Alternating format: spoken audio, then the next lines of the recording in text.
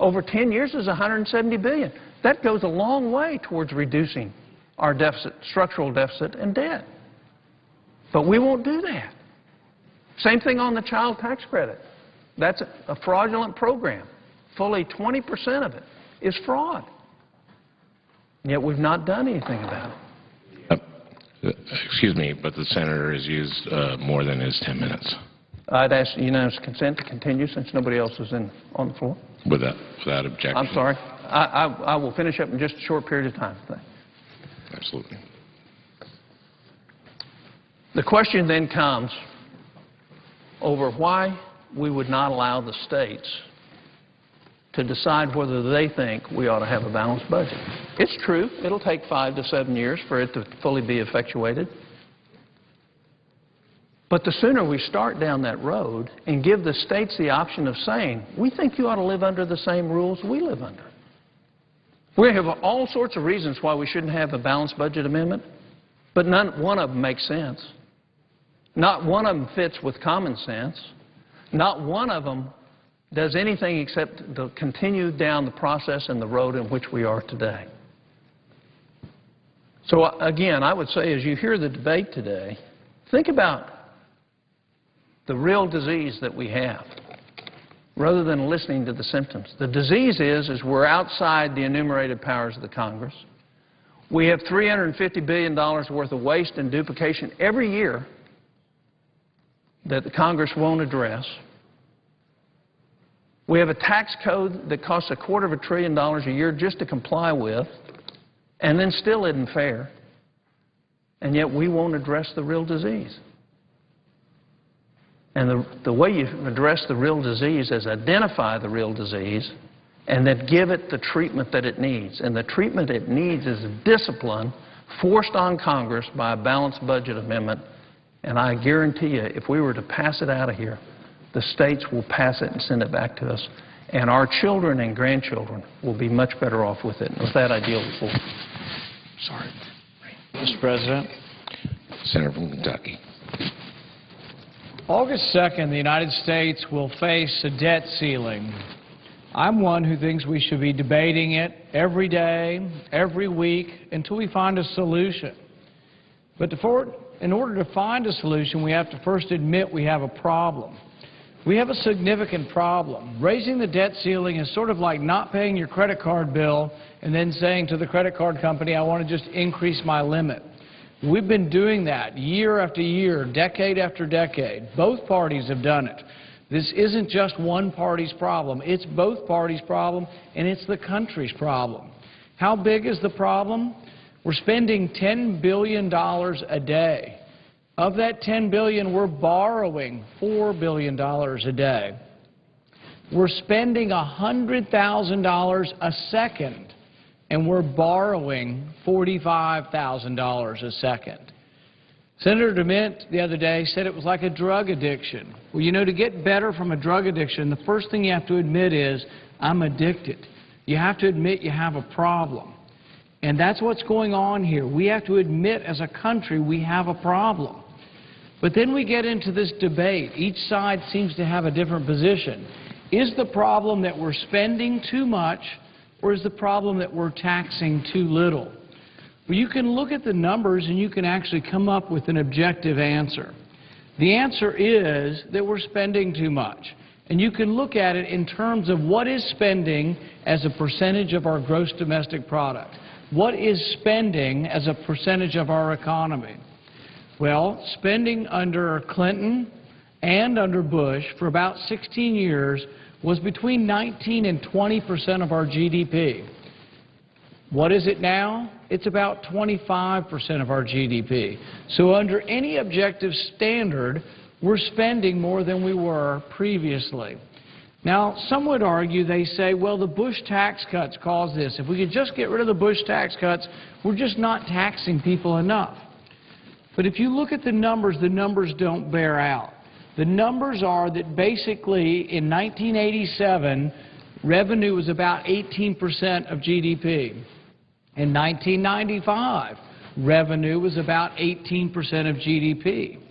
In 2003, Bush passed the tax cuts. Congress passed these tax cuts.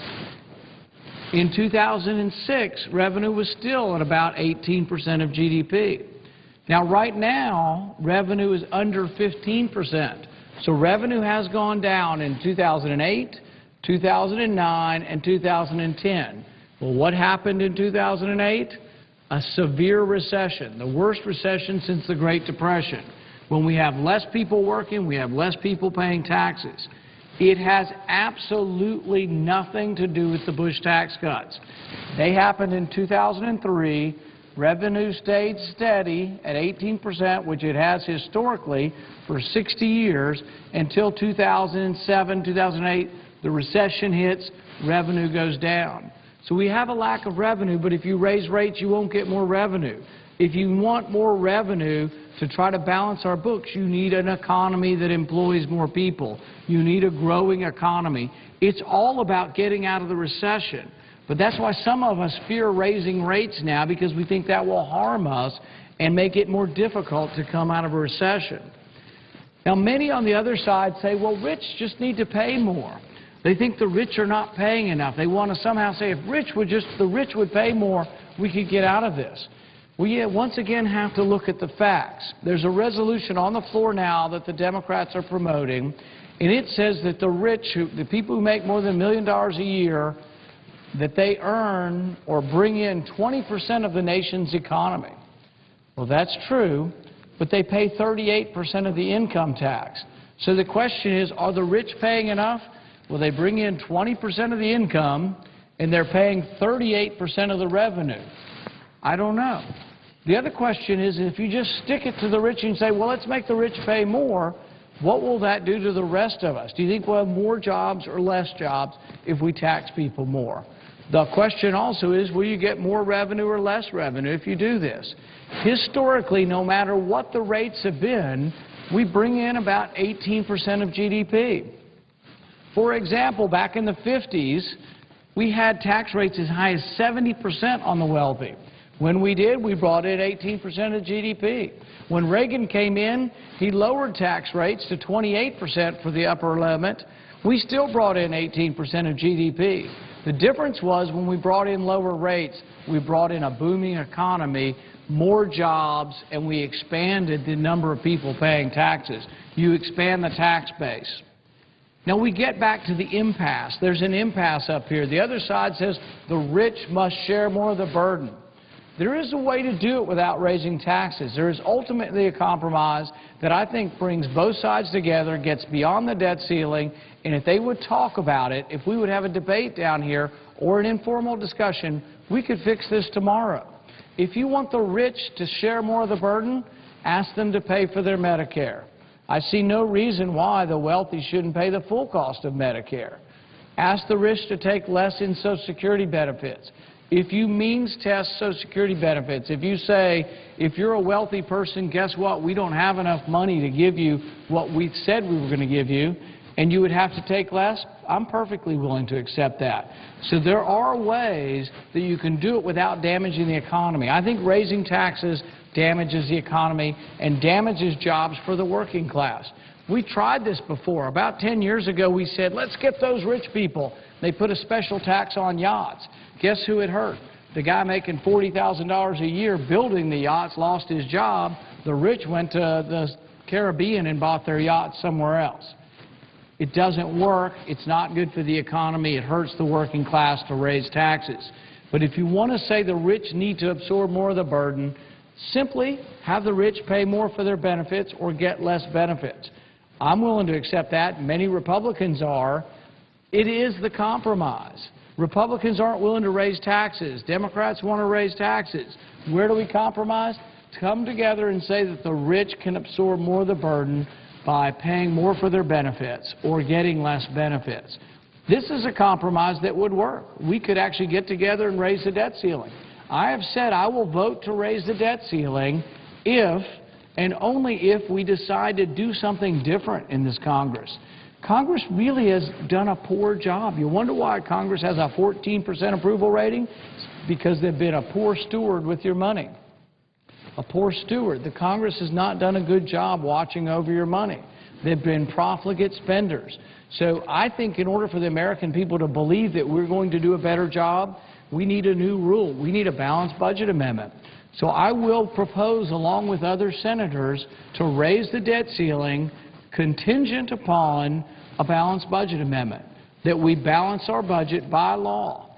Now, some have said, well, let's just promise to cut spending over the next 10 years. Let's raise the debt ceiling $2 trillion, and then we'll promise to cut spending $2 trillion.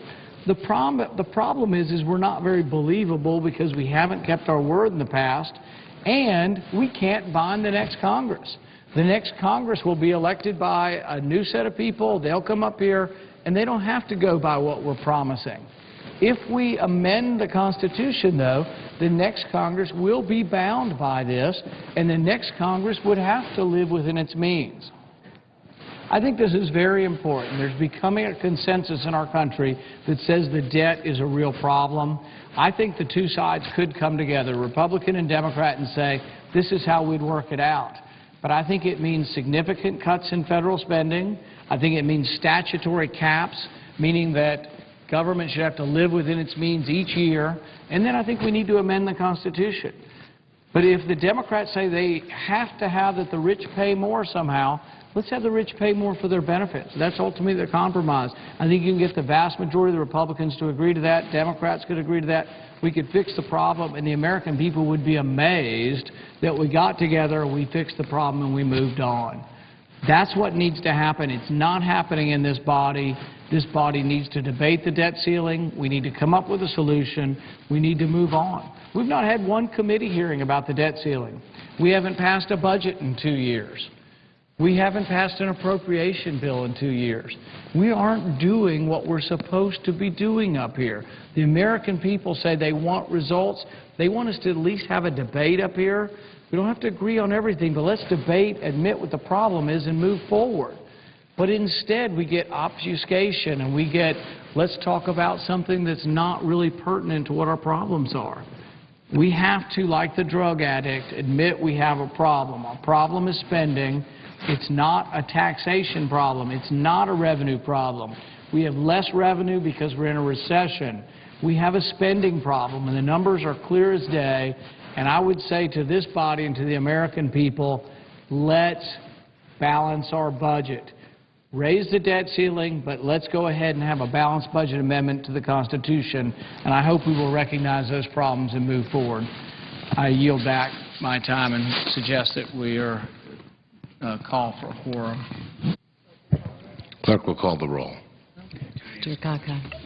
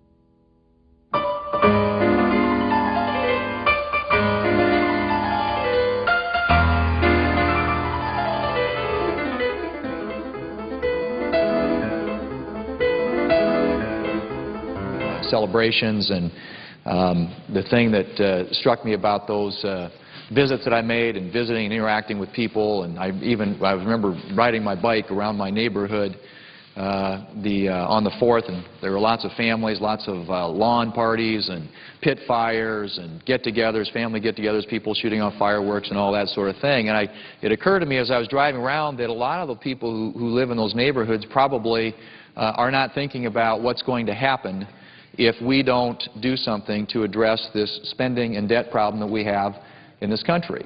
And we're very near a debt crisis. We've seen what's happened in other countries around the world.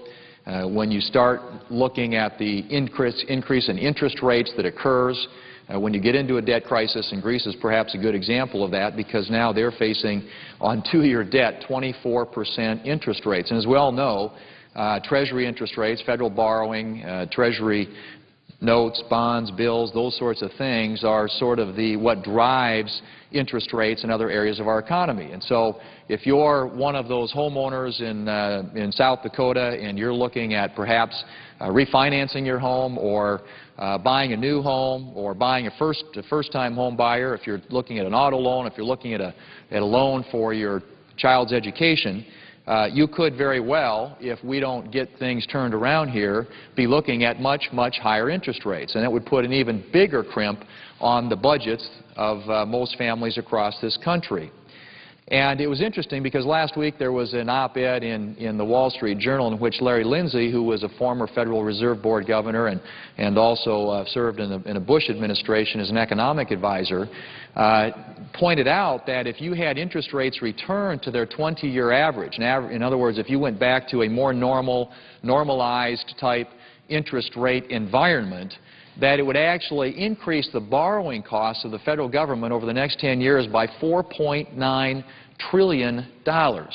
So you think about how much money, how much we're spending every single year now to pay for our borrowing, and compound that by increased interest rates, it makes the fiscal situation that we are facing much, much worse and even more dramatic than it already is.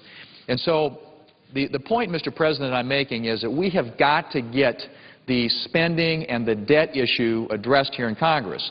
Why? Well, because we are saddling future generations with an enormous burden of debt. We are putting the country on a path to a debt crisis, which would be a huge, huge mistake for this country for so many reasons. But probably most fundamentally is because it has a profound impact on the economy. I think the thing that most Americans are concerned about right now are jobs and the economy. That's the #1 issue in front of most Americans. And it strikes me that if you look at what can we do to get people in this country back to work, obviously creating conditions for economic growth means keeping taxes low, balancing federal budgets, having an energy policy that promotes American production, improving market access through moving some of these free trade agreements, and clamping down on the overreaching regulations that we're seeing coming out of a lot of the agencies here in Washington, D.C. There are a whole series of things that can and should be done if we are serious about getting people back to work. But it means, Mr. President, that we can't be raising taxes on the job creators. And there's a big debate right now about how do we get ourselves out of this fiscal mess. Well, I would submit to my colleagues that the real issue here is spending. If you go back to the foundation of our country, the year 1800, we were only spending 2% of our entire economic output on government, on the federal government. Well, this year we're going to spend 24 to 25%. And the historical average over the past 40 years is about 20.6%. So we are dramatically higher in terms of what we are spending on our federal government as a percentage of our entire economy. To me, clearly, we don't have a revenue issue here in Washington. We have a spending issue, which would suggest that we ought to get after spending, after federal spending, particularly spending that is duplicative, redundant. There's so many things in the federal government that we spend money on that we need to get that waste and all those types of wasteful spending out of our spending here in Washington, D.C., but we also have to focus on those long-term programs, Social Security, Medicare, Medicaid, the entitlement programs that drive much of federal spending. In fact, compose around 60% of all the money that gets spent by the federal government. Well, so far there hasn't been any appetite among our Democrat colleagues to do that, because we've now been 798 days without a Democrat budget. The only votes we've had on budgets here in the Senate are on the Ryan plan and on the Obama budget. Mr. President, I would ask unanimous consent for 2 additional minutes. Without objection. And so the President's budget, the Obama budget, which was voted on here in the Senate, prescribed more taxes, more spending, and more debt. And it failed by a vote of 97-0. So the budget that was presented by the President of the United States failed 97-0 in the United States Senate.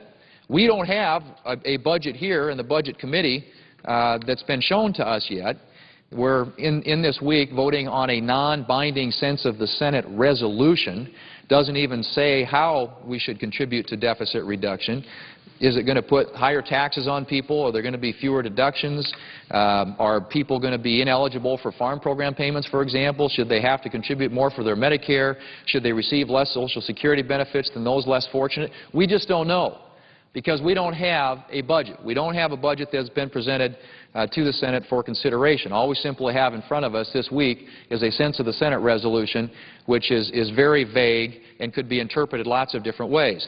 The White House meeting is tomorrow with leaders from both parties. I'm hopeful that that will lead to substantive cuts and agreement about how we're going to reduce spending, how we are going to get this debt and year-over-year deficits under control, but it should not lead to more taxes. And the reason for that, Mr. President, as I said, higher taxes only hurt job creation and make our economic situation much, much worse.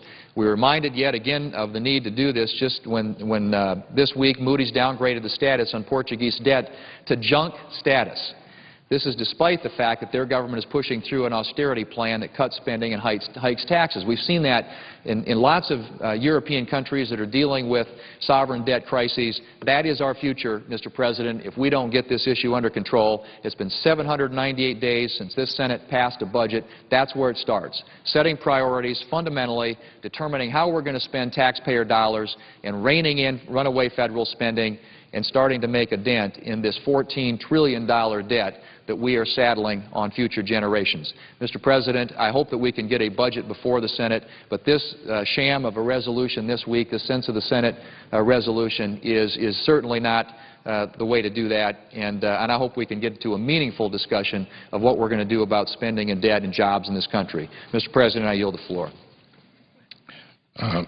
Under the previous order, the Senate stands in recess until 2:15 p.m.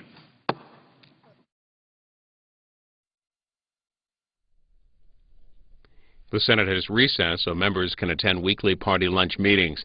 Senate Budget Committee Chairman Kent Conrad is expected to give his